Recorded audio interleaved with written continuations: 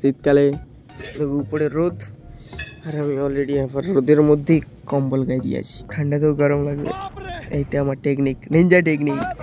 কতটা ঠান্ডা সেরকমই মানে ইউটিউবে বা সোশ্যাল মিডিয়াতে ভিডিও ভাইরাল করা অনেকটাই অসম্ভব, অসম্ভবকেও সম্ভব করা সম্ভব, কারণ সবের উপরে একটা নির্দিষ্ট টাইম আছে, ধৈর্য ধরতে হবে। যেমন আমার টেক চ্যানেলটা ধৈর্য ধরে আমি চ্যানেলটা চালিয়ে গিয়েছিলাম বলে মনিটাইজ হয়ে গেছে, ব্লগ চ্যানেলটাও মনিটাইজ হয়ে যাবে। সেরকমই ধৈর্য ধরে রাখো। আমার দেখতে পাচ্ছ ঘাম দিচ্ছে, এখানে দেখো ঘাম দিয়ে দিচ্ছে এরকম, এরকম করেই তোমাদেরও ঘাম দিয়ে দিবে। তো যাও, শীতকালে এইটা হচ্ছে যে শরীর গরম করার নিনজা টেকনিক।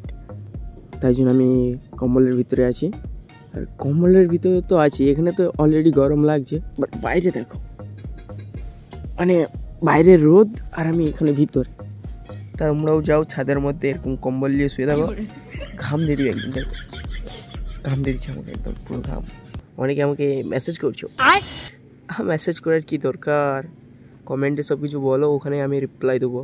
ইনবক্সে মেসেজ করে লাভ নেই, ঠিক আছে? তো আমরা কমেন্ট বক্সে কমেন্ট করো, উধুমে যা কমেন্ট করে করতে পারো, ওখানেই রিপ্লাই দেবো, ওকে?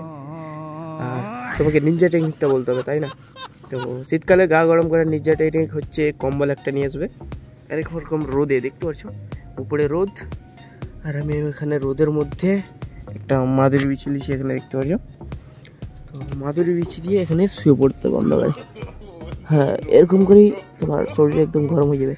যেমন আর ওখানে মা রান্না করেছে, তাই একটু আওয়াজটা একটু এসতেছে, বাট কই বাত নেই, তোমরা ওইটা কি বলে অ্যাডজাস্ট করে নাও, ওকে? চলো বাই বাই।